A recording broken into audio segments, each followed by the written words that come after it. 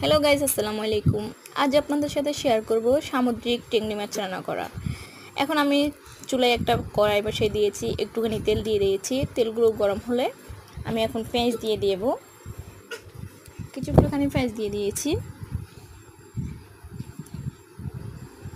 পেঁয়াজগুলো এখন আমি কিছুটা আদা রসুন বাটা দিয়ে দিয়েছি। সরি, এখানে আদা দিনে রসুন বাটা দিয়েছি কিছুটা। এখন এগুলো ভালোভাবে নাড়াচাড়া করব। কালার আসার জন্য ভালোভাবে নাড়াচাড়া করে কালার আসা পর্যন্ত অপেক্ষা করব।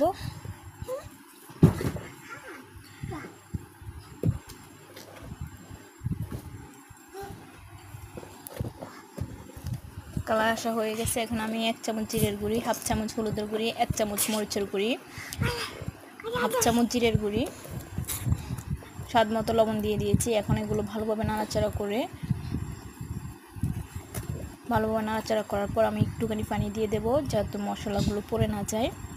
এটাকে নাড়াচাড়া করার পরে একটু বলক আসার জন্য অপেক্ষা করব। একটু বলক এসে গেছে। এখন আমি চিংড়ি মাছগুলো দিয়ে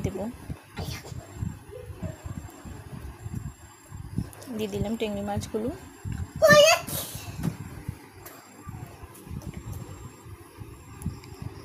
এটা ভালোভাবে নাড়াচাড়া করে ঢেকে দেব।